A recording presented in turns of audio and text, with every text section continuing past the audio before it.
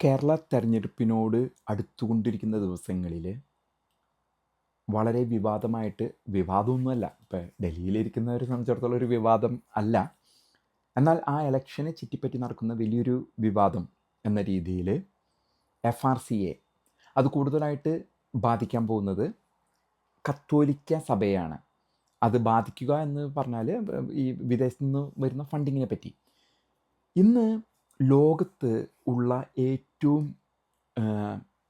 ഇതായ നേതാവ് എന്ന് പറയുന്നത്, അതായത് ഏറ്റവും ഈ പോപ്പുലാരിറ്റി ഉള്ള പല മേഖലകളിലും ഇപ്പോൾ കഴിഞ്ഞിട്ട് മുമ്പത്തെ ദിവസം ഒരു ചർച്ചയിൽ ഒരു ഇതിൽ റേറ്റിങ്ങിൽ മോഡിയാണ്. മോഡി എന്ന വ്യക്തിയാണ്. അത് നമുക്ക് കേരളത്തിലോ അതല്ലെങ്കിൽ ഒട്ടനവധി ജനങ്ങൾക്ക് അതിനെ അംഗീകരിക്കാൻ തയ്യാറല്ലെങ്കിലും അതാണ് അതിൻ്റെ വാസ്തവം. മോഡി വലിയ പിന്തുണയുള്ള നേതാവ്. അത് ഏകദേശം 70% വരും. മോദിയും അമിത്ഷായും അടക്കമുള്ള ഡൽഹിയിലിരിക്കുന്ന നമ്മുടെ ഇന്ത്യൻ ഭരണകൂടത്തിൻ്റെ ഇന്ത്യയിലുള്ള സപ്പോർട്ട്, പ്രത്യേകിച്ച് അത് കേരളത്തിൽ നിന്നോ സൗത്ത് ഇന്ത്യൻ സംസ്ഥാനങ്ങളിൽ നിന്നോ തമിഴ്നാട്ടിൽ നിന്നോ ആന്ധ്രാപ്രദേശിൽ നിന്നോ അല്ലെങ്കിൽ പഞ്ചാബിൽ നിന്നോ ഈ ബംഗാളിൽ നിന്നോ അല്ല അത് വരുന്നത്. അത് മറ്റു വടക്കിന്ത്യൻ ബെൽറ്റിൽ നിന്നാണ് ആ സപ്പോർട്ട്. 70% എന്നുള്ളത് വളരെ വളരെ ദുഷ്കരമാണ്. അത്രയുള്ള റേറ്റിംഗുള്ള നേതാവ്. ഇതിപ്പോൾ ട്രംപിൻ്റെ ഇന്നത്തെ റേറ്റിംഗ് 33% യുദ്ധത്തിലൊക്കെ ചെന്നതിൻ്റെ. അപ്പോൾ 70% ഭരണകൂടമാണ് ഇന്ത്യ ഭരിക്കുന്നത്. പക്ഷേ എന്നിരുന്നാൽ കൂടി അത്തരം റേറ്റിംഗുള്ള ഭരണകൂടങ്ങൾ പലപ്പോഴും നമുക്കറിയാം ചരിത്രത്തിലുണ്ടായിട്ടുണ്ട്. അടിപതറിയ ഇതുമുണ്ട്. ഇന്ന് ഡൽഹിയിൽ അവർ ചിന്തിക്കുന്നത് കേരളത്തിൽ എന്തായാലും അവർ ഭരണം പിടിക്കാൻ പോകുന്നില്ല. തന്നെയല്ല, ഇപ്പോൾ ആ ഒരു ഇലക്ഷന് അവർക്ക് വലിയ ഇതൊന്നുമില്ല. മോഡി വന്നു പോകുന്നുണ്ട്, രാജ്നാഥ് സിംഗ് വന്നു പോകുന്നുണ്ട്, അങ്ങനെയുള്ള വലിയ നേതാക്കന്മാരൊക്കെ വന്നു പോകുന്നുണ്ട് എന്ന് വിചാരിച്ച് അവർ പറയുന്നത് നിങ്ങളില്ലെങ്കിൽ ഞങ്ങൾ ഭരിക്കും എന്നുള്ള വാസ്തവമാണ്. ആ ഒരു കാര്യം വാസ്തവമായിട്ടുള്ളൊരു കാര്യമാണ് ഈ ഭരണകൂടം ചിന്തിക്കുന്നത്. നിങ്ങളില്ലെങ്കിൽ ഞങ്ങൾ ഭരിക്കും. തമിഴ്നാടും വേണ്ട, കേരളവും വേണ്ട, ആന്ധ്രയും വേണ്ട എന്നുള്ളത്. ആന്ധ്ര ഇപ്പോൾ അവരുടെ കയ്യിൽ മറ്റേ ഈ ചന്ദ്രബാബു നായിഡു ഉണ്ട്, അവരുടെ സഖ്യകക്ഷിയായിട്ട്. ഇതിൽ നമ്മൾ ഇനി FCRAയിലേക്ക് വരുമ്പോൾ നമ്മളിന്ന് കാണുന്ന BJPയിലുള്ള തീവ്ര ഹിന്ദുക്കളെക്കാളും RSSനേക്കാളും വലിയ ഹിന്ദുക്കളാണ് കോൺഗ്രസ്സിൽ ഉണ്ടായിരുന്നതും ഉള്ളതും. ഒട്ടനവധി ഉദാഹരണങ്ങൾ നമ്മൾ പറയുമ്പോൾ, ഇപ്പോൾ ഈ FCRA പോലെയുള്ള ഫോറിൻ കറൻസി റെഗുലേഷൻസിൻ്റെ ആക്ട് ഒരു ഫെറ ആക്ട് എന്നൊക്കെ പറഞ്ഞ് മുമ്പ് പണ്ടുണ്ടായിരുന്നു. ഫെമ എന്നൊക്കെ പറഞ്ഞ് എന്തൊക്കെയോ ഫോറിൻ എക്സ്ചേഞ്ച് റെഗുലേഷൻസിൻ്റെയൊക്കെ. 70കളിൽ ഇന്ദിരാഗാന്ധി ഭരിക്കുമ്പോൾ തൃശ്ശൂർ ബിഷപ്പ് അവിടെ ജോസഫ് കുണ്ടുകുളം, അദ്ദേഹം ഇതുപോലെ ഒരു ഫോറിൻ ട്രാൻസാക്ഷൻ പ്രശ്നത്തിൽ പെട്ടു. അത് കേന്ദ്ര സർക്കാരിൻ്റെ ഇതിൽ നിന്നും വന്ന് പെട്ട് ചാടിയ ഇതാണ് കുണ്ടുകുളം പിതാവ്. അതിൽ നിന്നും കുണ്ടുകുളം പിതാവിനെ തലയൂരി കൊണ്ടുവന്നത് K. കരുണാകരൻ എന്ന നേതാവാണ്. അതുകൊണ്ടാണ് ഇന്ന് മാൻഡ്രൂസ് താഴ്ത്തോ അല്ലെങ്കിൽ അവിടെയുള്ള പല മതമേലധ്യക്ഷന്മാർ K. കരുണാകരൻ നമുക്ക് സമൂഹത്തിന് വേണ്ടി ചെയ്തു തന്നത് അത്ര. K. കരുണാകരൻ നല്ലൊരു ഹിന്ദു ആയിരുന്നു. മഹാത്മാഗാന്ധി. ഇനി നമ്മൾ കോൺഗ്രസ്സിലെ ഹിന്ദുക്കളെ പറ്റി പറയുമ്പോൾ വീണ്ടും 91-ൽ നരസിംഹറാവു, LK അദ്വാനിയോ അതല്ലെങ്കിൽ മുരളി മനോഹർ ജോഷിയോ ഒന്നല്ല അയോധ്യ പൊളിച്ചിട്ടത്. അന്ന് അത് പൊളിക്കാനായിട്ടുള്ള ഏറ്റവും കാരണമായത് PV നരസിംഹറാവുവാണ്. അദ്ദേഹം 1921 ഒരു RSSകാരനായിരുന്നു PV നരസിംഹറാവു. RSS ഹിന്ദുവാണ്, വ്യക്തമായ ഹിന്ദുവാണ്. ഈ അയോധ്യ പൊളിച്ചത്. ഇനി ചിദംബരം ചെട്ടി ആഭ്യന്തരമന്ത്രിയായിരുന്ന സമയത്ത് ഒറീസയിലെ കാണ്ടമാലിൽ ക്രിസ്ത്യാനികളെ നല്ല രീതിയിൽ ഈ പറഞ്ഞ അയോധ്യ ഇത് PV നരസിംഹറാവുവിന് തടയായിരുന്നു എളുപ്പത്തിൽ. LK അദ്വാനിനെ ഒറ്റ കോൾ ചെയ്താൽ മതി. അതല്ലെങ്കിൽ അവിടെ മറ്റേ സെക്യൂരിറ്റി CRPF ഇതൊക്കെ ഉണ്ടായിരുന്നു, അവർ തടയാമായിരുന്നു. ഇനി ഇതിൻ്റെ ഭാഗമായിട്ട് അടുത്ത ഇത് ഒറീസയിലേക്ക് ചിദംബരമായിരുന്നു. അദ്ദേഹം പക്ക ഇന്ന് കാണുന്ന മോഡിയെക്കാളും വലിയ ഹിന്ദുവാണ് ചിദംബരം ചെട്ടിയാർ വലിയൊരു ഹിന്ദുവാണ്. അയാൾ മാന്യമായിട്ട് കണ്ണടച്ച് കൊടുത്തിട്ടാണ് ഒറീസയിൽ കന്യാസ്ത്രീമാരെയും ഈ ക്രിസ്ത്യാനികളൊക്കെ അവിടെ വകവരുത്തിയത്. അതിൻ്റെ കഥകളൊന്നും നമ്മൾ കേട്ടിട്ട് പോലുമില്ല. അപ്പം ചരിത്രത്തിൽ കോൺഗ്രസിൻ്റെ ഉള്ളിൽ നല്ല ഹിന്ദുക്കളുണ്ട്, അതായത് ഈ വർഗീയം ഇതായിട്ടുള്ള ഹിന്ദുക്കളുണ്ട്.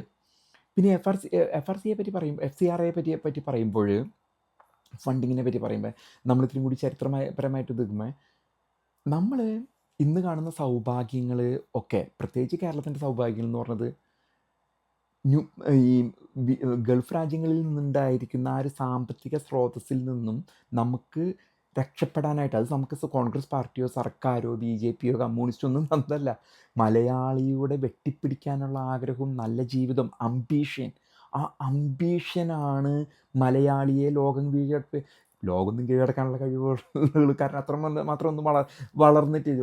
ഒന്നോ രണ്ടോ വ്യക്തികൾ അവിടെ ഇവിടെ എത്തുന്നു എന്നല്ലാതെ സാധാരണ രീതിയിൽ നല്ല രീതിയിലൊക്കെ വളർന്ന് ജീവിക്കുന്ന ഒരു ബിസിനസ് ചെയ്യുന്നവരൊക്കെ ഇവിടെ ഗൾഫ് രാജ്യങ്ങളിലുണ്ട്, GCCയിലുണ്ട്, അല്ലെങ്കിൽ യൂറോപ്പിൽ പോയാലുണ്ട്, UK അമേരിക്കയിൽ വന്നാലുണ്ട് ഒട്ടനവധി മലയാളികൾ. അവരുടെ ആ ആഗ്രഹം മൂലമാണ് അവർ രക്ഷപ്പെട്ടത്. അല്ലാണ്ട് ഇന്ത്യൻ സർക്കാർ കൊടുത്തതല്ല. നമ്മളുടെ സ്ഥിതി എന്ന് പറഞ്ഞാൽ മുഗളന്മാർ ഭരിച്ച് ഇട്ടിട്ട് പോയി.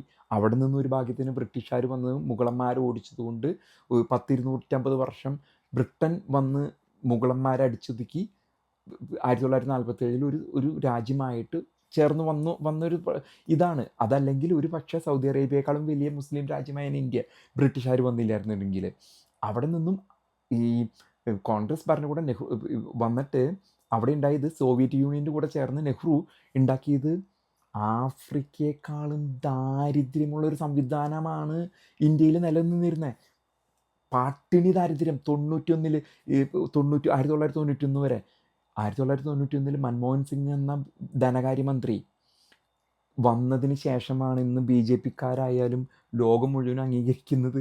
അന്ന് നരസിംഹറാവു മന്ത്രിസഭയിലെ മൻമോഹൻ സിംഗ് ധനകാര്യമന്ത്രി ആയതിനു ശേഷമാണ് നമ്മളൊക്കെ പച്ചവെള്ളം കുടിക്കാൻ നോക്കിയത്. ലോകത്ത് ഇന്നും ഏറ്റവും കൂടുതൽ എത്രയോ 40 മില്യൺ ജനങ്ങളുടെ പട്ടിണി മാറ്റിയ നേതാവാണ് അല്ലെങ്കിൽ രാഷ്ട്രീയക്കാരനാണ് ശ്രീമാൻ മൻമോഹൻ സിംഗ്. ഞാനിപ്പോഴത്തെ കുടുംബാധിപത്യത്തിൽ ഇപ്പോഴത്തെ ചെക്കനൊന്നും ഒരു കാര്യമില്ല. രാഹുൽ ഗാന്ധിയൊക്കെ വെറുതെ അല്ല, ആ കുടുംബത്തിന് തന്നെ ഒരു കാര്യമില്ലാത്തതാണ്. അവരിങ്ങനെ ഭരണം നിലനിർത്താൻ വേണ്ടി കാണിച്ചു കൂട്ടിയ ഇതുകളാണ്. ഇപ്പോൾ നെഹ്റു ഇന്ദിരയ്ക്ക് കൊടുക്കണം. ഇന്ദിരയുടെ ആഗ്രഹം സഞ്ജയ് ഗാന്ധിക്ക് കൊടുക്കാനായിരുന്നു. ഒരു പ്ലെയിൻ അപകടത്തിൽ സഞ്ജയ് ഗാന്ധി മരിച്ചു. അങ്ങനെ രാജീവ് ഗാന്ധിക്ക് കൊടുക്കണം. രാജീവ് ഗാന്ധിയുടെ അവരൊക്കെ കൊല്ലപ്പെട്ടതാണ്. ഞാനതിനെ കുറച്ച് കൊച്ചാക്കി കാണിക്കുന്നില്ല. രാജീവ് ഗാന്ധിക്ക് കിട്ടി. രാജീവ് ഗാന്ധി അവിടെ നിന്ന് സോണിയാഗാന്ധിക്ക് ഇപ്പോൾ രാഹുൽ ഗാന്ധിക്ക് എത്തിക്കാനാണ് അവരുടെ ആഗ്രഹം. അതിനുള്ളതൊന്നും ഇതില്ല. പക്ഷേ ഈ രാജ്യത്തെ 35 കൊല്ലം മുമ്പ് തിരിച്ചു മറിച്ചത് മൻമോഹൻ സിംഗ്. അദ്ദേഹം അതിന് ശേഷം 2 തവണ ഇന്ത്യയുടെ പ്രധാനമന്ത്രിയായി. അദ്ദേഹം നിശബ്ദമായിട്ട് മുന്നേറ്റം നടത്തിയ ഒരാളാണ്. അദ്ദേഹം നിശബ്ദമായതുകൊണ്ട് പലരും ഇപ്പോഴും അദ്ദേഹത്തിന് വിമർശിക്കാറുണ്ട്. എന്താണ്, സോണിയയുടെ വാലായിരുന്നു, സോണിയയുടെ സാരിയും പിടിച്ച് നടന്നു. അതൊന്നല്ല, അദ്ദേഹം ശക്തമായ നിലപാടുകളുണ്ടായിരുന്ന ഒരു വ്യക്തിത്വമാണ്. എനിക്കറിയുന്നത് FCRയെ പറ്റി പറയുമ്പോഴും നീണ്ടുപോകുന്ന ചരിത്രം ഇതിനാകെ തുകയായിട്ട് 2-3 നീണ്ടൊരു വീഡിയോ ആയിട്ട് ചെയ്യേണ്ടി വരും. ഇത് മുഴുവൻ പറഞ്ഞാലാണ് നിങ്ങൾക്കത് മനസ്സിലാവുള്ളൂ. അപ്പം അദ്ദേഹമാണ് 40 മില്യൺ ജനങ്ങളുടെ ദാരിദ്ര്യം ലോകത്ത് അതിനുള്ള അവാർഡ് അദ്ദേഹത്തിന് എന്നും ലോകം അത് കൈപ്പറ്റാൻ അങ്ങനെ ഒരു പുറമേക്ക് കാണിക്കുന്ന നിശബ്ദനായൊരു ശക്തനായിരുന്നു. അത് 1-2 ഉദാഹരണങ്ങൾ ഞാൻ പറയാൻ ഉദ്ദേശിക്കുന്നത്, ഒരിക്കൽ ന്യൂയോർക്കിൽ വെച്ചിട്ട് ഒരു ഇന്ത്യൻ ഡിപ്ലോമാറ്റ് ഇന്ത്യയിൽ നിന്നൊരു വേലക്കാരിനെ കൊണ്ടുവന്ന് വീട്ടിൽ വെച്ച് പൂട്ടിയിട്ടിട്ട് പോകും. അവൾ ചാടി പോകാണ്ടിരിക്കാൻ. കാരണം ഇവിടെ ചാടി അത് കഴിഞ്ഞിട്ട് വേറെ രീതിയിൽ പോകാണ്ടിരിക്കാൻ വേണ്ടിയിട്ട് ഇവിടെ കൊണ്ടുവന്ന് പൂട്ടിയിട്ടിട്ട് കൊച്ചിനെ സ്കൂളിൽ കൊണ്ടുപോകാനൊക്കെ പോവുക, അതല്ലെങ്കിൽ പുറത്തേക്കൊക്കെ പോകും. ഈ സ്ത്രീ എന്ത് ചെയ്തു, 911 വിളിച്ചിട്ട് പോലീസിലേക്ക് വിളിച്ചു. അതിനെ പൂട്ടിയിട്ടേക്കണേ, ഞാൻ ഇതാന്ന് പറഞ്ഞു. പോലീസ് വന്നു കഴിഞ്ഞപ്പോൾ ഈ സ്ത്രീ പറഞ്ഞു അവൾ പൂട്ടി അങ്ങോട്ട് പോയി പിള്ളേരെ പിടിക്കാൻ പോയിട്ട് സ്കൂളിൽ കൊണ്ടുവന്ന് പറഞ്ഞു.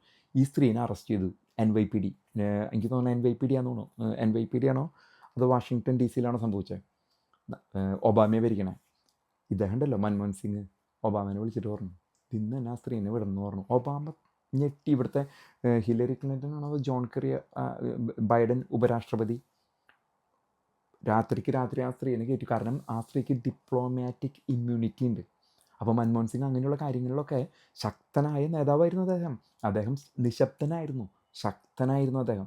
ഇനി വേറൊരു ഉദാഹരണം പറയാം. ഓസ്ട്രേലിയയിൽ ഒരു മുസ്ലിം വംശജൻ, ഈ ബാംഗ്ലൂർ ആയിട്ടുള്ളതാണ്, കർണാടക മുസ്ലിം വംശജനാണ്. അദ്ദേഹത്തിൻ്റെ ബന്ധുമിത്രാദികൾ കുറേ സ്ഫോടനത്തിൽ പെട്ടു. അദ്ദേഹത്തെ Australian PD police department arrest ചെയ്തു സംശയാസ്പദമായിട്ട്. കാരണം ബന്ധു എന്ന നിലയിൽ. പക്ഷേ അദ്ദേഹത്തിന് ഇതിലൊരു പങ്കുണ്ടായിരുന്നില്ല. മുസ്ലിം നാമധാരി എന്ന പേരിലാണ് അദ്ദേഹത്തെ പിടിച്ചത്. മൻമോഹൻ സിംഗ് ഓസ്ട്രേലിയനെ വിളിച്ച് പറഞ്ഞു, അവനെ വിടാൻ പറഞ്ഞു. ബാംഗ്ലൂർ വന്നിറങ്ങി. അപ്പോൾ ഞാനിത് പറയാൻ ഉദ്ദേശിച്ചത് അദ്ദേഹം നിശബ്ദനായിരുന്നെങ്കിലും ശക്തനായിരുന്നു. പക്ഷേ ഗാന്ധി കുടുംബത്തിൻ്റെ ഇതും ആൾക്ക് അതിൻ്റെ അവകാശമില്ല. അദ്ദേഹം രാഷ്ട്രീയത്തിൽ വെട്ടിപ്പിടിക്കാൻ ഉദ്ദേശിച്ച ഒരു വ്യക്തിത്വമല്ല.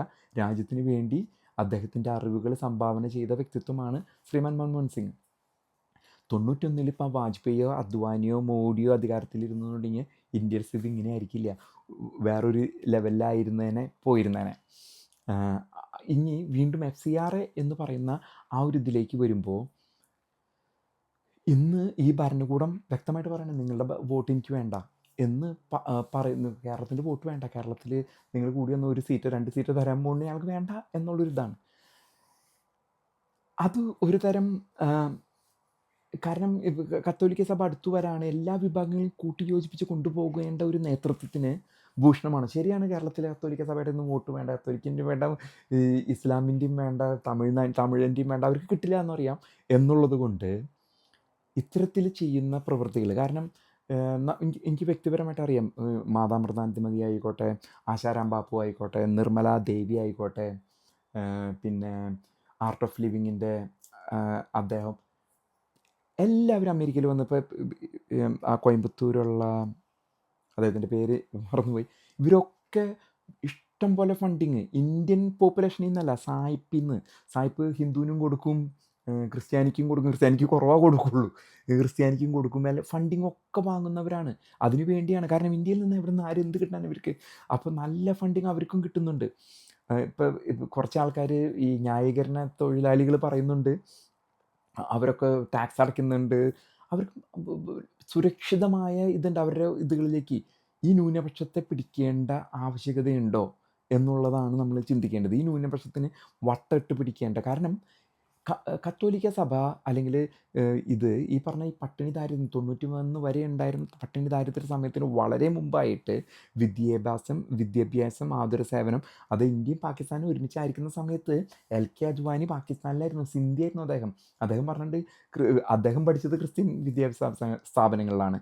അതല്ലെങ്കിൽ ഈ പറയുന്ന ഒട്ടനവധി നേതാക്കന്മാരും BJP നേതാക്കന്മാരും അവരുടെ മക്കളൊക്കെ ഈ വിദ്യാഭ്യാസത്തിന് വേണ്ടി ആ സ്കൂൾ കലാലയങ്ങളുടെയും വിദ്യാലയങ്ങളുടെയും പഠിക്ക് വരുന്നവരുണ്ട് അഡ്മിഷന് വേണ്ടിയിട്ട്.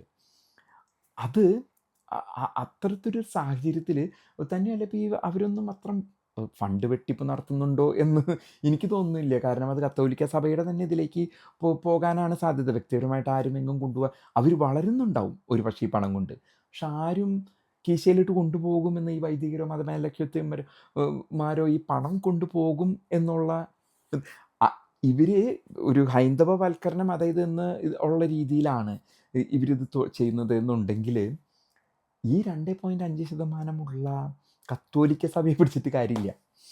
അവർ പിടിക്കേണ്ടത് പാസ്റ്റർമാരൊക്കെ ആയിരുന്നു പിടിക്കും. പക്ഷേ പാസ്റ്റർമാരെല്ലാം അഷ്ടിക്ക് വകയില്ലാത്തവന്മാരാണ് പാസ്റ്റർമാരെന്ന് പറയുന്നത്. തന്നെയല്ല ഒട്ടനവധി ഇപ്പോൾ കേരളത്തെ സംബന്ധിച്ചിടത്തോളം ഈഴവ സമൂഹത്തിൽ നിന്നാണ് ഏറ്റവും കൂടുതൽ പാസ്റ്റർമാരും ഇതും. നിങ്ങൾ വിചാരിക്കും പേര് കൊണ്ട് കൃഷ്ണൻകുട്ടിയും ശ്രീരാമകൃഷ്ണനൊക്കെയാണ് ഇപ്പോഴത്തെ പാസ്റ്റർമാർ, അതല്ലെങ്കിൽ അബ്ദുള്ളും സലാമും പിന്നെന്താ ഈ വക പേരുകളാണ് പാസ്റ്റർമാർ. അവർക്ക് അഷ്ടിക്ക് വകയിൽ ഒരു ബൈബിളും പിടിച്ച് സഹോദര എന്ന് പറഞ്ഞ് നടക്കാം. അവന്മാരെ വളഞ്ഞിട്ട് പിടിച്ചാലും കിട്ടില്ല. FCR ഒന്നും അവരെ ബാധിക്കാൻ പോകില്ല. അവർക്കുള്ള വിഷയമുള്ള കേസല്ല അത്. ഇനി ഞാൻ വീണ്ടും ഈ ന്യൂനപക്ഷങ്ങളെ ഇന്ത്യ കോൺഗ്രസും ഇതിപ്പോൾ ചെയ്തിട്ടുണ്ട്, കോൺഗ്രസിനും ബാധകമാണ് ഇന്ത്യ ട്രീറ്റ് ചെയ്യുന്ന രീതി. ഇപ്പോൾ അത്ര വലിയൊരു ഇസ്ലാമിക രാജ്യങ്ങളിലുള്ള മാതിരിയുള്ള പീഡനങ്ങളൊന്നും ഇവിടെ ക്രിസ്ത്യാനിക്കോ മുസ്ലിമിനോ ലഭിക്കുന്നില്ല. ഈ പീഡനങ്ങൾ ഏൽക്കേണ്ടി വരുന്നു അല്ലറ ചില്ലറ എന്തൊക്കെയോ. പക്ഷേ ന്യൂനപക്ഷങ്ങളെ നമ്മൾ ഇത് ചെയ്യുന്ന രീതി എന്ന് പറഞ്ഞാൽ ഇറാനിൽ നിന്ന് പഠിക്കണം.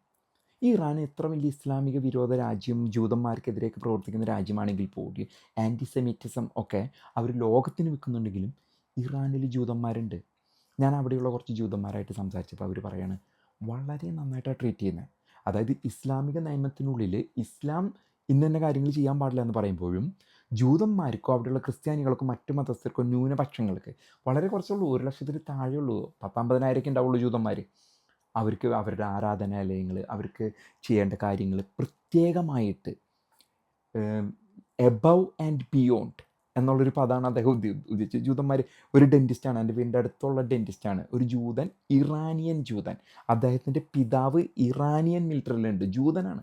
അപ്പോൾ ഇദ്ദേഹം എന്നോട് പറഞ്ഞതാണ് എബവ് ആൻഡ് ബിയോണ്ട് നല്ല ട്രീറ്റ്മെൻറ്റാണ് അവർക്ക്. ഇപ്പോൾ മദ്യം കഴിക്കണം, ഇപ്പോൾ ഇസ്ലാമിക രാജ്യമാണ്, അത് പാടില്ല, ഹറാമ്. ഇവർക്ക് വ്യക്തമായിട്ട് ഇതൊക്കെ ചെയ്തു കൊടുക്കും ജൂതന്മാർക്കും ക്രിസ്ത്യാനികൾക്കും. ഇറാൻ എന്ന രാജ്യത്തെ ആണ് ഞാൻ പറയുന്നത്. Death to America, death to Israel എന്ന് പറയുന്ന ഇറാൻ എന്ന രാജ്യത്തിന് ഉള്ളിലുള്ള സംഭവ വികാസങ്ങളാണ്. അവിടെ നിന്ന് വന്ന ജൂതൻ എന്നോട് പറഞ്ഞത്, ഇറാനിയൻ ജൂതൻ എന്നോട് പറഞ്ഞത്. അപ്പോൾ ഈ FCR നമ്മൾ ഇന്ത്യയിൽ പ്രത്യേക സമുദായം അത് കത്തോലിക്ക അല്ലെങ്കിൽ ക്രിസ്ത്യൻ വിഭാഗമായിട്ട് കൂട്ടിക്കെട്ടരുത്. അതിനെ രണ്ടായിട്ട് കാണണം. പ്രത്യേക സമുദായം അവരുടെ രാജ്യങ്ങളിലൊക്കെ ക്രിസ്ത്യാനിനെയും ഹിന്ദുവിനെയും, ഇപ്പോൾ ഹിന്ദു അങ്ങനെ ഒരു പീഡനം അനുഭവിച്ചിട്ടില്ല. അങ്ങനെ ക്രിസ്ത്യാനിക്ക് ശരിക്കും പീഡനം അനുഭവിച്ചിട്ടുണ്ട് ഇസ്ലാമിക രാജ്യങ്ങളിൽ നിന്ന്. അതിനെയും ഇതിനെയും വേറെ രീതിയിൽ കാണേണ്ടത് ഇപ്പോഴത്തെ നേതൃത്വം അങ്ങനെ കാണണം എന്നുള്ളൊരു ചിന്തയാണ് എനിക്ക് വ്യക്തിപരമായിട്ട് ഉള്ളത്. ഞാനിതിൻ്റെ ഇനിയും ഈ വീഡിയോയുടെ ഭാഗം മുന്നോട്ട് കൊണ്ടുപോകുന്നതിന് വേണ്ടി ഇത് നീണ്ടുപോകുന്നുണ്ട്. അതുകൊണ്ട് വേറൊരു രണ്ടാം ഭാഗം ഞാൻ ഇതിനെപ്പറ്റി ചെയ്യുന്നതായിരിക്കും.